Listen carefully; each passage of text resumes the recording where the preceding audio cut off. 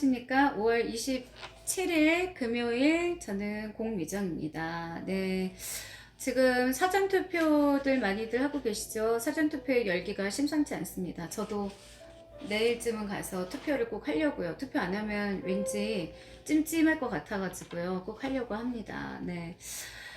지금 스피치가 스펙을 이긴다 진도 나가고 있는데 오늘은 앵무새법을 어제 했는데 쿠션 멘트 사용하기. 쿠션 멘트라고 들어보셨어요? 쿠션 하면은 방석, 그 소파에 이렇게 그 뭐라 그러죠? 이렇게 충격을 딱 흡수해주기 위한 되게 편안한 쿠션 하면은 왠지 포근하다, 편안하다 이제 그런 느낌들 받으시죠?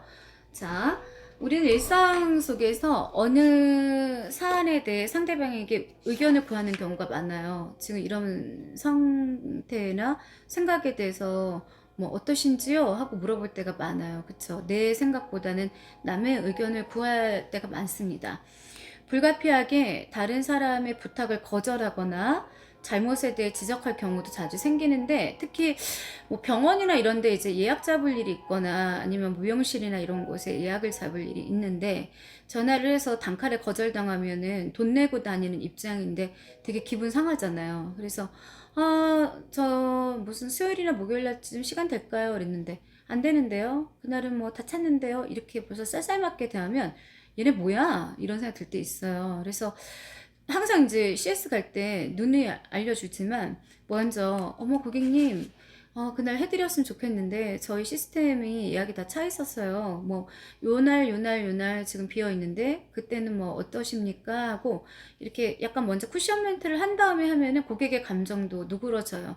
굉장히 엄청 필요한 부분이에요. 그 한 기업에 흥망성쇠가 달려 있다니까요. 그래서 데스크에서 잘못하면은요, 직원이 잘못하면은 망할 수도 있어요, 진짜로. 네, 그래서 상대방이 윗사람이거나 업무상 중요한 인사일 때, 또 개인적으로 가볍게 대할 수 없는 상대일 때는 함부로 말하기가 참 어려울 수밖에 없습니다. 이런 경우에 어떤 어휘나 목소리, 또 어떤 말투를 쓰는 게 합당할까? 아다르고 어다르다는 말도 있지 않습니까? 그래서 바로 이런 난처한 경우에 위력을 발휘하는 게 있는데, 쿠션 멘트 꼭 기억하세요. 일반적으로 어색한 분위기를 부드럽게 바꿀 때 사용을 하는데, 또한 상대방으로부터 들어주기 어려운 부탁을 받았을 때 예의 바르고 정중하게 거절할 때 쓰는 단어를 일컫습니다. 남들과 이야기를 하다 보면 의도와는 달리 상대방에게 마음의 상처를 입히는 경우가 종종 생겨요. 저부터도 그래요. 저도 컨디션이 안 좋거나 예민할 때 가족한테도 그럴 때 있는데요. 그런데 벌써 이제 상대방이 말투가 이렇게 거칠게 나오면 나도 이러면 안 되는데 하다가도 같이 맞받아칠 때가 되게 많죠. 그래서 말하는 사람은 재밌으라고 또는 분위기를 즐겁게 띄우기 위해서였다고 변명을 하는데 그런 거 안 먹혀요. 네. 그러나 특정인에 대한 지나친 언행이나 농담은 당사자에게 의외의 타격을 줄 수 있어요. 우리는 상당히 멘탈들이 강하진 않거든요, 살면서. 그럴 때 분위기가 갑자기 남극처럼 싸늘해지기 일쑤입니다. 그 결과는 어떻게 될까요? 냉랭한 분위기가 되면서 자칫 언사가 험악하게 돌변하는 지경으로 치닫기까지 합니다. 그래서 흥분은 결코 좋지가 않죠. 의도와는 정반대의 현상이 벌어진다는 말입니다. 그래서 쿠션 멘트는 인사를 부드럽게 만들어주는 역할을 하는데, 위에서 말했던 어색한 분위기를 전환시킬 때, 그리고 또 어려운 질문이나 부탁을 받았을 때 활용하면 아주 안성맞춤이고 효과 만점인데, 쿠션하면 연상되는 게 무엇이 있어요? 바로 포근함, 코지, 편안함, 아늑함. 대화할 때 역시 그런 느낌을 주고받게 된다면 뭐 더 바랄 게 뭐가 있겠어요. 그래서 하고자 하는 말을 전반적으로 부드럽고 거부감 없게 해주는 역할의 정체, 그것을 한마디로 쿠션 멘트라고 정의를 할 수가 있습니다. 그래서 우리가 흔히 쓸 수 있는 쿠션 멘트 한번 따라해 보실게요. 자, 같이 한번 해볼게요. 대단히 죄송합니다만 한 번 더 말씀해 주실 수 있을까요? 신뢰가 될지도 모르겠습니다만 제가 착각한 거라면 정말 죄송합니다. 그건 자세히 말씀드리기가 좀 어려운 것이라서 이런 말씀 드려도 될지 모르겠습니다만 용기를 내서 말씀드린다면 번거로우시겠지만 다시 한번 방문해 주실 수 있을까요? 조금만 더 기다려 주십시오. 되도록 빨리 처리해 드리겠습니다. 그렇게만 해주신다면 정말 감사합니다만 지금 괜찮으시면 잠깐 시간 좀 내주실 수 있을까요? 늘 신세를 집니다만 또 부담을 드리게 됐군요. 이런 말들을 먼저 꺼내는 본론으로 들어가는데 분위기가 한결 부드러워질 건 불보듯 뻔하고요. 같은 말이라도 말투는 부드럽게 진정성 있게 하는 게 핵심입니다. 쿠션 멘트는 정중하고 예의 있는 말을 감칠맛 나고 부드럽게 전달하는 것이므로 본인의 인격을 크게 돋보이게 하는 역할을 해요. 또한 자신이 속한 조직의 이미지 제고에도 적잖게 기여를 합니다. 조직 내에서는 아랫사람이나 후배들을 교육시키거나 지도해야 할 때가 있는데 그러다 보면 당연히 주의를 주게 되거나 꾸중을 하게 되는 경우가 생겨요. 뭐 어쩔 수가 없잖아요. 그럴 때 어떻게 하는 게 좋을까요? 활용해 볼 만한 방법이 있어요. 말투는 되도록 온화하게 합니다. 누구시? 잠깐 저 좀 볼까요? 자, 상대방을 인격적으로 무시하거나 폄하하지 않아요. 너는 왜 이 정도밖에 안 되는 거야? 이렇게 됐으면 내부적으로 적을 짓게 되죠. 대수롭지 않은 일에는 발끈하지 않는다. 아우 어려워요. 윗사람 노릇하기도. 무엇이 미흡한지를 성의껏 일깨워줍니다. 앞으로 어떻게 할 것인가를 함께 생각합니다. 욱하는 마음에서 갑자기 소리를 지르거나 흥분해서는 안 돼요. 지는 거예요. 절대 지는 겁니다. 말투는 단호하게 그러나 항상 부드럽고 차분함을 유지해야 합니다. 그게 진짜 실력자입니다. 쿠션 멘트를 통해 바람직한 결과를 얻은 것입니다. 상황에 따른 누구에게나 적용되는 쿠션 멘트를 한번 살펴볼게요. 말하기 어려울 때 용기를 내서 말씀 올리겠습니다. 따라해보세요. 고민을 참 많이 했는데 이런 말씀 드려도 될지 모르겠습니다만 상대방을 배려해야 할 때는 피곤하시겠지만 바쁘시겠지만 송구스럽지만 귀찮으시겠지만 부탁할 때는 죄송합니다만 이것 좀 잠깐만 실례해도 될까요?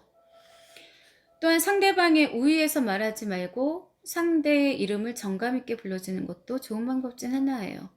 이야기하면서 상대를 비하하는 건 절대 금물이고요. 지적할 게 있을 땐 반드시 팩트에 근거해야 합니다. 못난 거예요. 상대를 비하하는 건. 말은 장황하기보다는 간결한 게 좋고요. 그리고 마무리로는 문제의 해결 방법을 진지하게 생각하고 열린 결말을 도출해야 합니다. 항상 열려 있어야 됩니다. 닫혀 있으면 안 돼요. 내 생각만 갖고는 안 돼요. 함께 같이 생각해야 돼요. 어떻게 생각하시는지 의견을 구해야 해요. 처음부터 마무리 단계까지의 분위기를 밝게 하면 상대는 자신이 받은 지적에 대해서도 수긍하게 되고 그다지 상심하지 않는데 너무 어려운 분위기를 이제 만들어 버리면 상대방이 같이 고민하게 되고 꾸중 듣는 듯한 분위기에 있게 되면은요 그도 마음속에 칼을 품게 됩니다. 대화할 때는 일방통행보다는 상대방의 의견을 경청하는 게 중요하기 때문에 먼저 들으세요. 오죽하면 말을 잘한다는 건 남의 말을 잘 듣는 것이라는 말도 있지 않습니까? 요즘은 방송에서도 불특정 청취자들을 상대로 일방적으로 말하고 마음 내키는 대로 음악을 틀지 않아요. 실시간으로 청취자들과 문자 소통을 해가면서 방송을 진행하는 게 대세입니다. 훨씬 더 생동감이 있고 훨씬 더 진정성이 느껴지는 건 두말할 나이가 없지 않겠습니까? 사람은 누구나 남에게서 인정받고 싶어하는 욕구 본능이 있어요. 부모에게서, 자식에게서, 형제지간에, 그리고 아니면 상사에게, 아니면 아랫사람에게, 친구에게 인정받는 거 굉장히 중요한 거예요. 욕구가 있어요.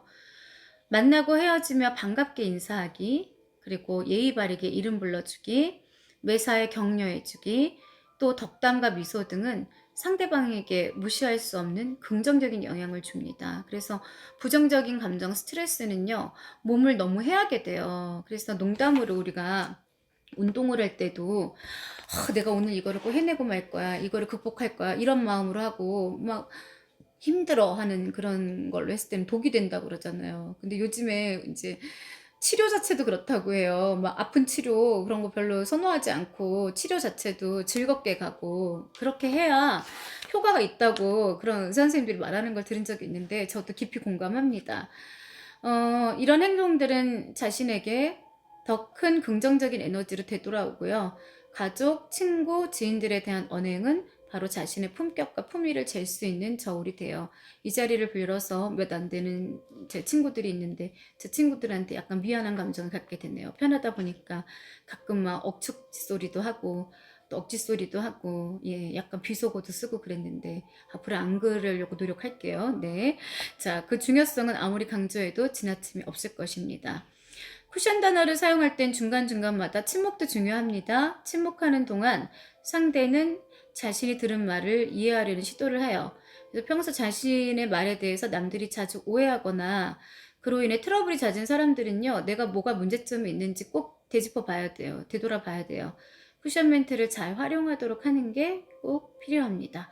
누군들 한 세상 살면서 껄끄러운 인간관계를 바라겠습니까만 살아있다는 또 증거이기도 하죠. 어떻게 사람이 다 나 좋다는 사람하고만 살 수 있겠어요. 네. 살다 보면은 밖에 나가면은 별의별 사람을 다 겪는 게 사람인데 그래도 웬만하면은 그냥 하루하루 사는 거 시간같이 아까운 게 없는데 그래도 좋은 사람과 함께 하면서 좋은 사람과 이 한 세상 더불어 사는 게 맞지 않을까. 굳이 이제 나이 먹어가면서 싫은 사람하고 함께 시간을 보내는 것조차 별로 의미가 없다. 그런 생각을 하게 되는 요즘입니다. 한층 부드럽고 성숙된 인간관계. 그 첩경은 쿠션 멘트입니다. 그래서 오늘의 쿠션 멘트 여러분 기억하시기 바랄게요. 자, 행복한 금요일입니다. 네, 마음 편안하게 네 하루 마무리 하시고요. 네, 구독과 좋아요 부탁합니다. 저는 물러갈게요. 공미정이었습니다.